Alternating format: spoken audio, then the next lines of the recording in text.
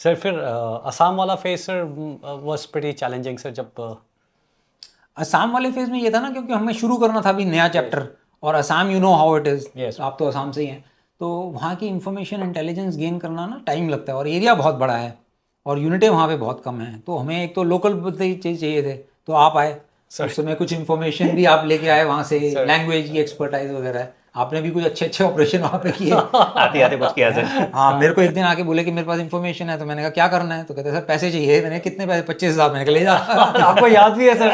वाह पैसे वैसे का मैं याद रखता हूँ। वाह सर। तो फिर अगले दिन मेरे को पता चला कि ये अकेले चले गए हैं अपनी एक पिस्तौल लेके, और ये इतने से तो वैसे ही हैं, अभी तो फिर भी स्ट्रांग हो गए हैं, पहले पतले थे। तो वहाँ ले गए पिस्तौल लेके पीछे, और वो ले गए वहाँ पे वो कोई मिलिटेंट था जिसको भी पकड़ना था, और वो इससे डबल, तो वहाँ हुई हाथापाई। तो मैं ये कहता था कि भाई थोड़ा उस समय हमने काफ़ी लापरवाही वाले भी काम किए हैं, बेवकूफ़ी वाले भी काम करे हैं, लेकिन क्या है कि एक जुनून था कुछ करने का, है ना, ये था कि हम छोड़ेंगे नहीं, मौका मिलेगा तो कर दिखाएंगे। तो बट वही था, मौका नहीं मिल रहा था। आई थिंक फाइनली मौका मिला, थोड़ा टाइम लगा, लेकिन हमें मौका मिला, वो भी जब हम मणिपुर में गए। सर इनफैक्ट मैं आपका इंटेलिजेंस ऑफिसर था और काफ़ी समय मैंने आपके साथ बिताया है सर। सो उस समय सिर्फ मैं ही नहीं, मतलब सबको पता था कि सर सच ए ऑपरेशनल मैन। हम जोरहाट से गाड़ी में बैठते थे और जोरहाट से बाहर निकलते ही सर आपको किसी को एक को पकड़ लेते थे कि इसको ले आओ। फिर आपने उसको गाड़ी में बैठा लेना है और वहाँ से दीमापुर तक चलते चलते फिर तो उसको दीमापुर में उतार देते थे कि ठीक है बेटा आप जाओ। नहीं, मेरा क्या था ना कि क्या है ना, माई गट फील जो है ना, वो कब आती है, कोई भी काम करते हो ना, गट फील आने के लिए टाइम लगता है। और वो कब आता है? वो जब आता है आप लोगों से बात करते हो, उनके बिहेवियर को समझते हो, क्योंकि वो जो चीज़ बोल रहा है ना, वो झुठला नहीं सकता अपनी आंखों से। कई बार ऐसा होता था कि जैसे आपको पता नहीं होगा, एक ऑपरेशन था जिसमें लोकतक में था सर। तो ये जो लोकतक वाला ऑपरेशन हुआ था बिफोर, जो बाद में हाँ कर्नल 2000 शेखावत ने भी किया था। जी जी। तो शुरू में क्या था, हम एक जगह थी करंग। करंग, हाँ करंग। करंग आइलैंड पे। तो करंग आइलैंड है और लोकतक है, और मिलिटेंट्स का पता ही था कि वो लोकतक में रहते हैं और वहाँ पे ऑपरेट करते हैं, बहुत ओपनली घूमते हैं, और उनको कोई छू नहीं सकता था, क्योंकि एक तो लेक है, और उसमें जो है वो जो Floating islands। फ्लोटिंग हट्स हैं, तो उसमें थोड़ा जाना मुश्किल होता है, क्योंकि सभी उस चीज़ को तैरना वगैरह और वो सब चीज़ें हैं, हथियार है, एमिनिशन सब कुछ है, उसको लेके जाना। तो हमें जब ये पता चला करांग आइलैंड में, तो हमने एक ऑब्जर्वेशन पोस्ट बनाया और वी यूज्ड टू वॉच, देखते थे। तो हमें बहुत इन्फॉर्मेशन मिलती थी कि मिलिटेंट्स घूम रहे हैं वहाँ पे, खेलते भी थे वो, कभी वॉलीबॉल खेल रहे हैं बच्चों के साथ, मस्ती कर रहे हैं। लेकिन जब भी कोई ऑपरेशन उधर हुआ हो तो वो भाग जाते थे, क्योंकि उनके पास इंटेलिजेंस इतनी थी कि उनके सोर्सेज थे कि उनको खबर मिल जाती थी। तो जब हमने भी वहाँ पे जब ऑपरेशन किया ना, तो जैसे ये ऑपरेशन हुआ तो हम घुसे गांव में, और गांव में हम बात कर रहे हैं, तो जैसे मैं बात कर रहा हूँ किसी से, तो उस बंदे की आंखों से मुझे पता चला कि मिलिटेंट्स हैं, लेकिन वो बताना नहीं चाह रहा। ओपनली तो कोई नहीं बताएगा, लेकिन वो देख रहा है उस तरफ।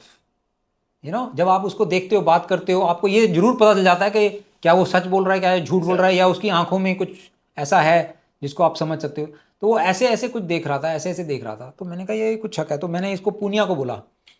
मैंने कहा पूनिया, वहाँ देखो कुछ एक्टिविटी है उस तरफ, कोई मूवमेंट है, अगर आइलैंड छोटा ही है, ज़्यादा बड़ा नहीं है, हम हाइट पे थे और हमें चारों तरफ का दिख रहा था। तो जैसे ही पूनिया ने अपनी हम बोट डाइवर्स वगैरह लेकर के गए थे सर उस हम गए तो डाइवर्स लेके थे, लेकिन फिर बाद में हमने ना जेमिनी वगैरह बोट्स वगैरह लॉन्च करके उस एरिया को थोड़ा सा एनसर्कल कर लिया था, उस आइलैंड को। और फिर जैसे ही मैंने पूनिया को बोला, इशारा, मतलब मैं इसकी आंखों में देख रहा था ये कुछ बताना चाह रहा है, बट ओपनली तो कोई नहीं बताएगा। तो पूनिया ने जैसे ही वहाँ पे कांटेक्ट किया तो उनकी फायर फाइट हुई, और उसमें 3 या 4 मिलिटेंट हमने गिरा लिए। और वो एक ऑपरेशन, मैं ये इसलिए कहूँगा कि तब मुझे पता चला कि बॉडी लैंग्वेज कितनी इंपॉर्टेंट है। क्या कि आदमी कभी हाँ या ना में तो जवाब नहीं देगा कि मिलिटेंट है या नहीं है, लेकिन आपको वो एक्सट्रैक्ट करना पड़ता है, और वो तब आता है जब एक्सपीरियंस हो, आपको पता हो कुछ इन्फॉर्मेशन है कि नहीं। तो वो सब मैंने सीखा उनकी हाव भाव से, जैसे वो घबराया हुआ था, डरा हुआ था। और आइलैंड में हमने देखा था, पहले भी हम उनको ऑब्जर्व कर रहे थे, वो वहाँ पे वॉलीबॉल खेल रहे हैं बच्चों के साथ, हथियार है उनके पास। तो ऐसा मैंने देखा कि कोई भी ऑपरेशन के अंदर आपको पूरी इन्फॉर्मेशन तो कभी नहीं मिलेगी, 60-70% मिलेगी। उसके बाद जो 30% आपको लेनी है, वो आपको अपना दिमाग लगाना पड़ता है, ठीक है ना। तो उसके लिए आपको एक तो ये है कि आपके पास खूब इन्फॉर्मेशन होनी चाहिए कि वो उसका बिहेवियर कैसा है मिलिटेंट्स का, किस तरह से रिस्पॉन्ड करेगा, उसके कौन से सपोर्ट चैनल्स हैं, कहाँ कहाँ पे रहता है, तो उधर जाना पड़ता है। तो उस तरीके से होता है, तो पता चल जाता है। Over a period of time मेरे को ये काफ़ी ज्ञान होने लगा था कि भाई जब भी आप कोई इन्फॉर्मेशन निकालने लगते हो तो सिविलियन का क्या रिएक्शन होता है। क्योंकि बाद में भी मैंने 2-3 बार ऐसे ट्राई किया कि जो सिविलियंस हैं उनकी रिस्पॉन्स क्या होती है, वो जवाब कैसे देते हैं। तो वो आंखों से झूठ नहीं बोल पाते, कई बार वो चीज़ जो बोल नहीं पाते वो उनकी आंखें बता देती हैं। क्योंकि मैं उनसे ये थोड़ी बोलता था कि तुम्हें बताओ कि मिलिटेंट यहाँ पे हैं या नहीं हैं, उनसे ये पूछना चाहता था कि आपकी लाइफ कैसी है। मतलब आप उनको इस तरह से सवाल करो कि आपकी लाइफ कैसी है, परेशानी है, कोई मुश्किल है, कभी मिलिटेंट आपने देखे भी हों तो कोई तंग करते हैं। तो ऐसे लोगों को फिर जब बात करते हैं ना जिनको परेशानी होती है मिलिटेंट से, तो अपने आप कुछ ना कुछ इंडिकेशन आपको दे देते हैं जिसको आप यूज़ करके कुछ और इन्फॉर्मेशन निकलवा सकते हो।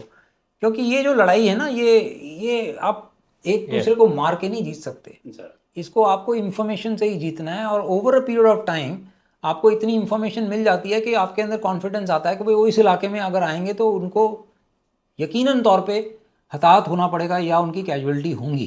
तो वो मैंने देखा मेरे 2-2.5 साल के टेन्योर के अंदर कि काफ़ी हद तक जो है हमको कोई जब बताता भी नहीं था मुंह से कि भाई यहाँ मिलिटेंट है, लेकिन हम उनके आओ भाव से ये समझ जाते थे कि क्या इस इलाके में जाना ठीक रहेगा कि नहीं रहेगा, क्या यहाँ पे एक्शन होगा, यहाँ पे कांटेक्ट होगा कि नहीं होगा। तो एक टाइम तो ऐसा आया कि मेरे को मैं कहूँगा कि लास्ट के 6 महीने तो 8 मंथ के अंदर तो हर ऑपरेशन में जिसमें भी हम गए तो हमें सक्सेस मिली। अगर हमें सक्सेस नहीं मिली तो लड़के वापस ही नहीं आए।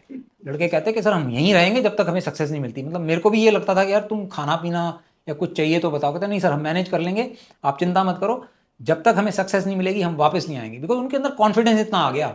हाँ, तो वो सर्वाइव कर रहे थे इन सब चीज़ों के लिए। And in that phase sir commanding officer खुद सारे ऑपरेशंस में खुद ही is always been there, I must say that. नहीं, मेरे को तो ये अच्छा लगता था कि जब मैं इनके साथ जाता हूँ तो एक तो मेरे को भी सीखने को मिलता है, दूसरा ये है कि मैं काफ़ी समय से इनके साथ रहा था over a period of time. तो शुरू में क्या था कि बिकॉज मेरे को एक्सपीरियंस था 10 पैरा का भी, तो मैंने देखी थी लड़ाई वहाँ श्रीलंका में, और मेरे को थोड़ी ज़्यादा इन सब चीज़ों के अंदर दिलचस्पी भी थी, मैं पढ़ता भी रहता था। तो मैं ये देखता था कि भाई देखो कोई भी मिलिटेंट का जो सपोर्टर है वो आपको ये तो बताएगा नहीं कि भाई मैं आपके जो दोस्त हैं या मिलिटेंट हैं वो इधर हैं, वो कभी नहीं बताएगा।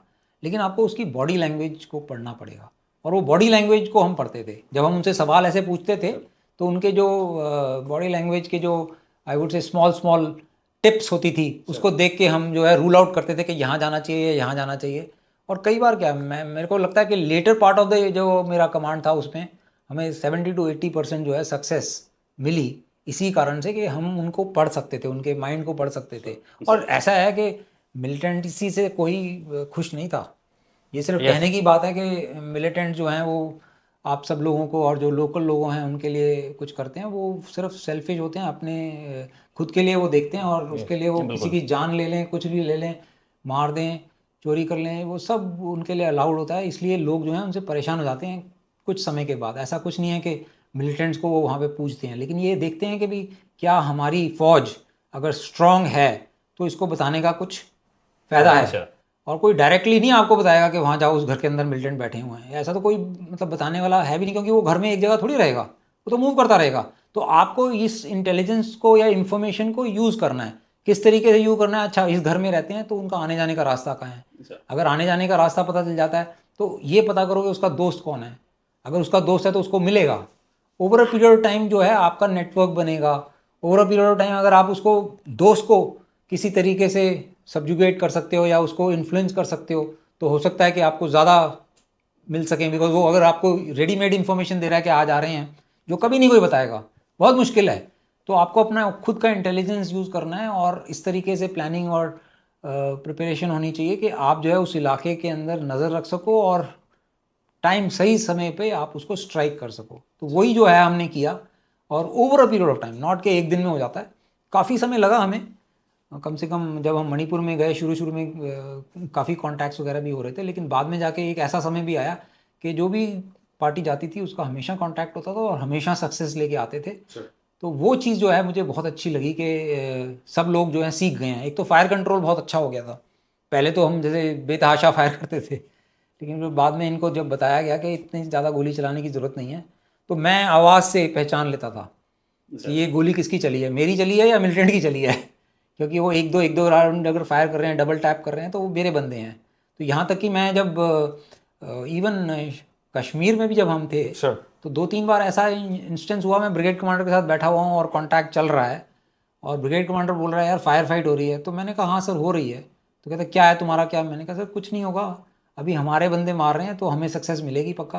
कहता कैसे बोल सकते हो यकीन से? मैंने कहा सर देखो मेरी फायर है ये, तो मेरा बंदा तभी फायर करेगा जब तक उसको उसके काले वाले जो अंदर होते हैं ना आँख के, उसको वो नहीं दिख जाते, या उसको हेडशॉट नहीं मिल जाता। मैंने उनको बोल रखा है कि या तो हेडशॉट मिले या उसके काले वाले देखो, तब जाके तुम गोली चलाओगे, नहीं तो तुम बिल्कुल चुपचाप बैठे रहोगे। तो एक टाइम आया कि वो 1-2 गोली मारते थे, ज़्यादा नहीं मारते थे, और वो गिरा लेते थे मिलिटेंट को। क्योंकि मैंने देखा कि जो AK-47 की गोली है ना, वो अगर कहीं और लग जाए तो भाग जाता है मिलिटेंट, तो उसका कोई फ़ायदा नहीं है। तो भागा हुआ मिलिटेंट या injured militant is a more dangerous militant, because उसको तो अभी मरना है, वो मरने के लिए तो 4 को लेके मारेगा। तो इसलिए मैंने उनको बोल रखा था जब तक आपको उसका काला वाला आँख का नहीं दिख जाता तब तक फायर नहीं करोगे दिन में, और अगर आप हेडशॉट ले सकते हो तो फायर करो, नहीं तो फायर मत करो, और अपना सरप्राइज उसी तरह से कामयाब रखो जिससे कि वो इतने नज़दीक तक आ जाए तो भी ना आपको देख सके। तो वो उन्होंने बहुत अच्छे से सीखा, फायर कंट्रोल, डिसिप्लिन। और हम इनको तो वो ताश के पत्ते के ऊपर फायरिंग कराते थे सबको, जाने से पहले छुट्टी, नहीं तो वो छुट्टी नहीं जाएगा। वो ताश के पत्ते पे 3 राउंड 25 मीटर पे फायर करेगा, है ना, 25 मीटर पे 3 गोली, 25 मतलब जो उसका ताश के पत्ते का है उसमें 3 राउंड फायर करेगा। अगर नहीं कर सकता तो छुट्टी नहीं जाएगा, बैठा रहेगा। तो उससे फायरिंग इनकी काफ़ी मजबूत हो गई। तो और फिर उनको हमने इतना डिसिप्लिन सिखाया कि भाई आप रात को जैसे सो रहे हो, तो अगर आपको मैं टच कर देता हूँ, जैसे छू देता हूँ, तो आपको बस इतना टर्न करना है और फायर करना है।